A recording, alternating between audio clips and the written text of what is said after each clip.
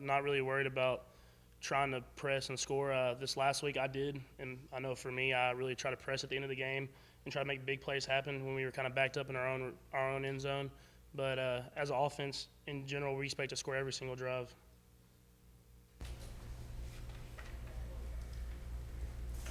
Were you impressed to see the way that Justin Simon played, just his ability to kind of extend the play yards after contact and be able to kind of break through some guys? And are you impressed with the way that some of you guys are able to play despite the final score? Yeah, Justin, I mean, he has that big play explosiveness, and you've seen it since he was a freshman here. But just for him to really add that weight, and you can see him breaking some tackles that he hasn't really done in the past, that's something that we have really seen this whole offseason. So to get on the field is awesome to see. Pat, last week you kind of mentioned that you wanted to prove that you guys were a better road team, particularly on offense. When you looked at last season, y'all were averaging about 60 points at home. On the road, it was like 32. Putting up 55 points. I mean, as an offense, do you feel pleased with the performance that you guys had? I mean, we did play better on the road, but we didn't win. So I'm not particularly pleased by how we played. We could have done better, and we could have scored more points. Do you think there was less backyard basketball this week as opposed to what Coach Kingsbury said last week in the win against Stephen F? Yeah, I mean, there was. I didn't scramble around as much. I did when it was needed. I took a lot of what they gave me, but at the same time, I still missed a lot of reads. Could always get better. It's something where we receivers didn't run the routes the right way, offensive line didn't do some of the stuff the right way. I didn't especially do a lot of the stuff that I have always done. So, I mean, as a whole offense, we have to really zone in on that. Patrick, regarding what Cliff mentioned a moment ago about seeing some times when they had a live box that y'all didn't run effectively into, were there instances when you look back on film, were there some checks you could have made into more effective running plays, or were there times that y'all ran against the live box and just didn't get what you feel like you should have? I think it was just a combination of both. They were good about disguising what they were in a lot of the times, but at the same time, I felt like, especially in the second half, I was trying to throw the ball a lot more, not necessarily running the ball in the right situations. And I just have to trust in the offensive line and the running backs that they're going to make the plays happen and not try to put it all on myself every play. How do you flush that loss? Do you feel like you already have? Yeah, I mean, I've pretty much moved on. You can flush the loss, but I like to look back at it a little bit and kind of help it motivate me for going into this next week.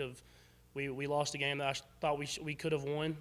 No doubt they were a great football team, but we made a lot of mistakes. And you can't make mistakes like that against a good football team. And so I'll use that to motivate me to come out and dominate from the beginning this first week, hopefully, against this Louisiana Tech football team that's a really good one too.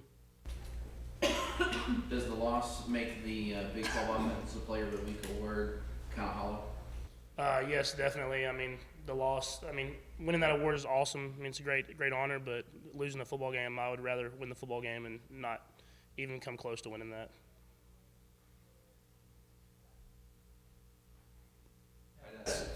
I'd ask Cliff, when you looked around, I'm not sure how much you paid attention to the rest of the Big 12 and some of the other top teams and what they're doing on a particular weekend, but seeing Oklahoma lose last week, then TCU this weekend, Baylor even kind of struggled with SMU. I mean, do you ever sit there and say, look, it's one loss, Big 12 still ahead of us, let's get out of the non-conference, and the conference is still wide open at this point? Yeah, I mean, I pretty much told the team after the game. I mean, we did lose the game, and it was disappointing. But I mean, if we went out, we still have the things that we wanted in front of us. We can still get, and it's something where the Big 12 is going to be tough. There's a lot of good teams, but we can really go out there and win games if we want to. Patrick, I know you guys started to struggle a little bit in the second half, but in the first half and early in the second half, when you were kind of able to match all their scores, it seemed like every time you just go down the field and score those touchdowns. What do you feel like you guys were doing well in that time, I guess both on the field and mentally, to keep yourselves in that game? On the field, we were definitely just executing our game plan. We didn't necessarily run a lot of trick plays or anything like that. We just executed our normal plays, and they were scoring.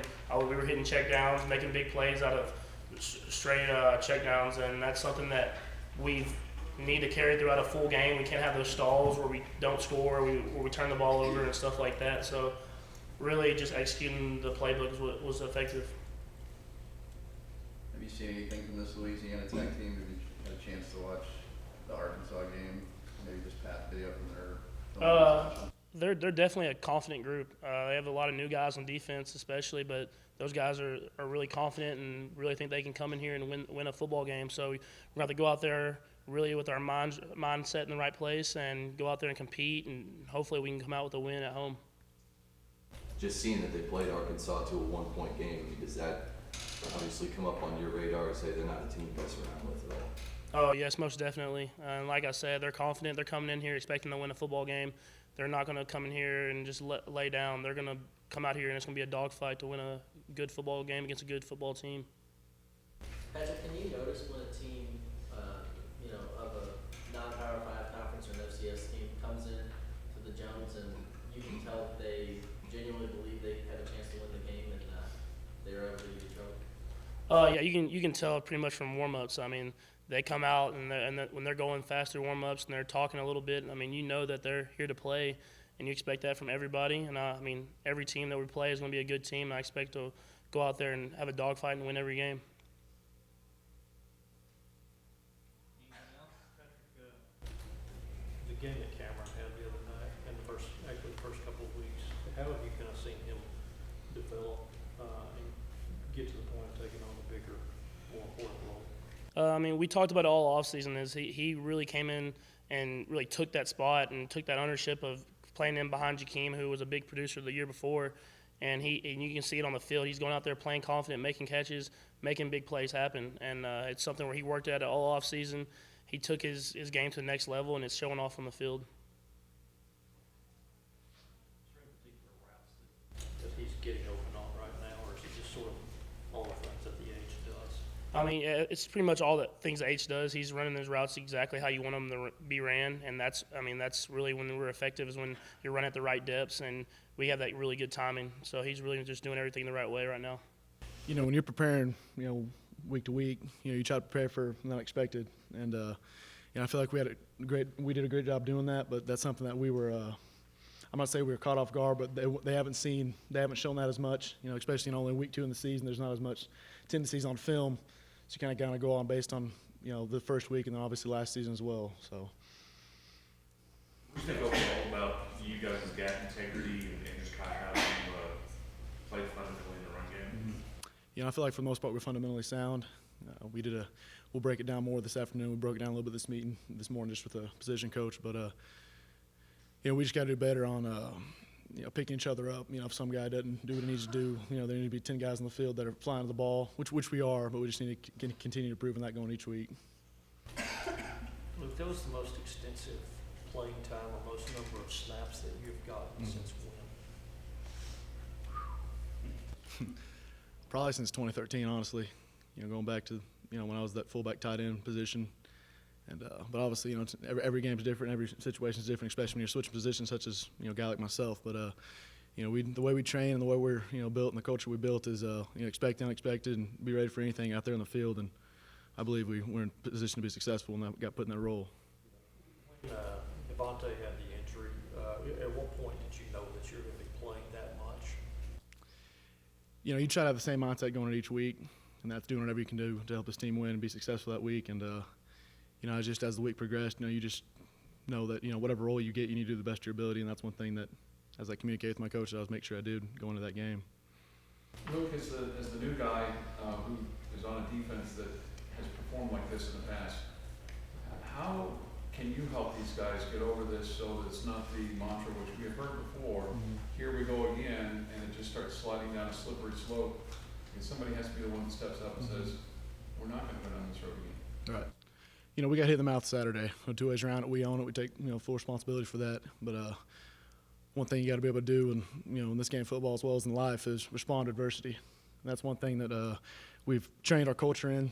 Since Coach Witt's been here last January, there's been a transformation that's been taking place. And when times get tough, when you get faced with adversity, you got to revert back to your training. And that's the training we've been instilled in here at Texas Tech, and something we take pride in. And here's a perfect opportunity for us to get hit in the mouth early in the season and see what this team's really about, and looking forward to responding going into this next week.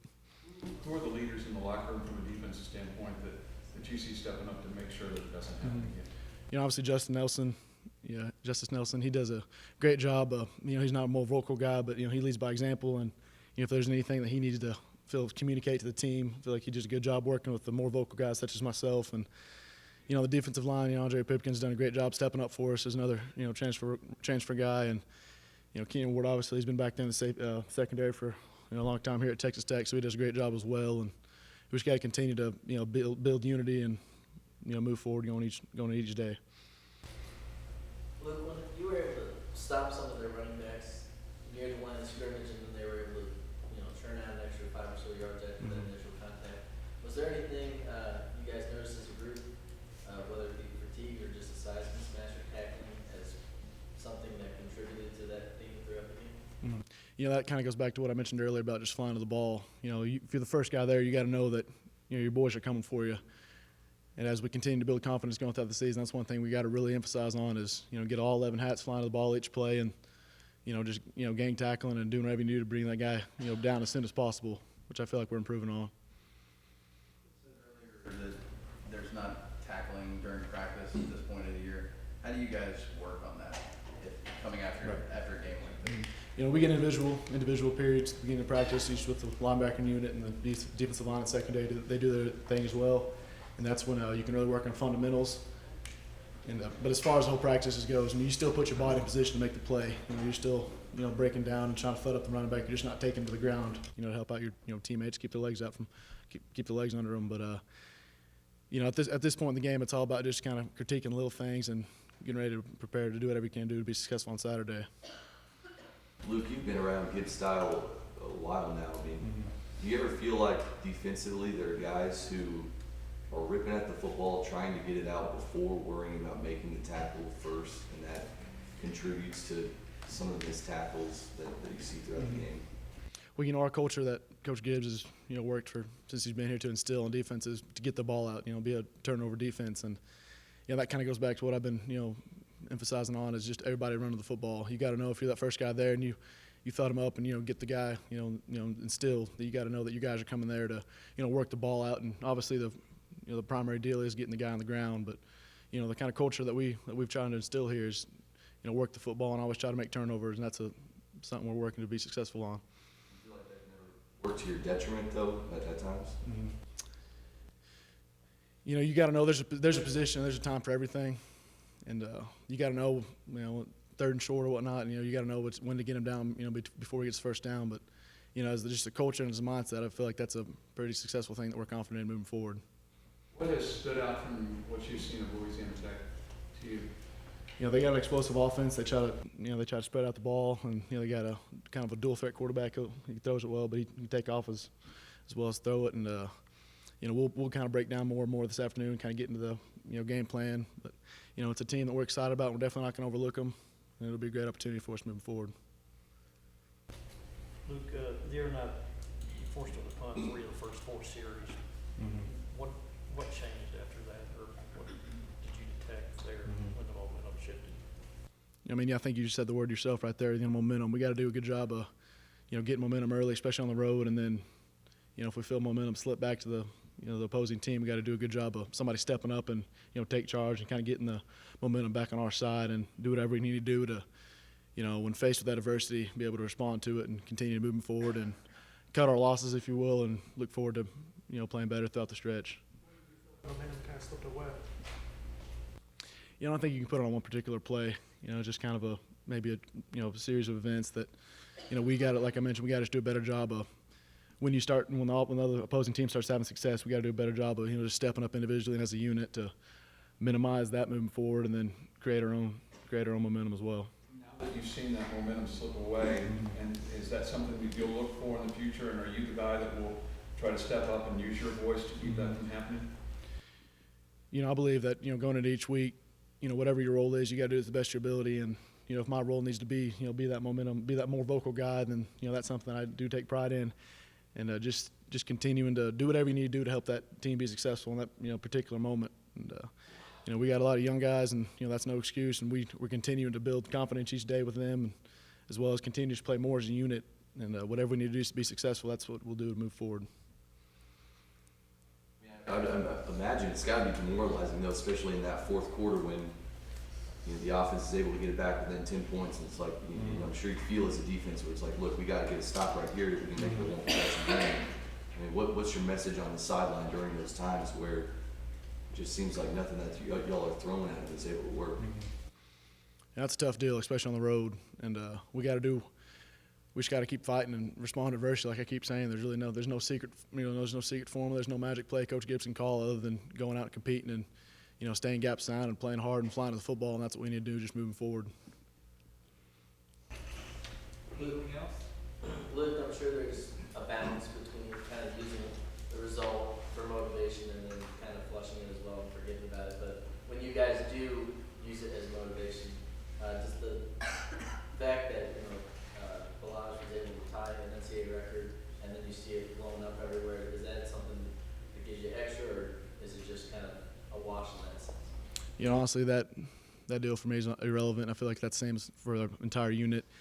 We got hit in the mouth Saturday. I come out and I say that we're not giving any excuses or anything like that. And all I can tell you is we're going to respond. That's what we're going to do moving forward. We're going back to work. And you get defined by your trials and tribulations in life, not when you're successful. And the identity and the culture that we're instilling here at Texas Tech is responding to that kind of adversity, like we faced Saturday night. And we're going to come off, we're going to show back up to practice, ready to go to work, and with that blue collar mindset that we take pride in, and get after them this week.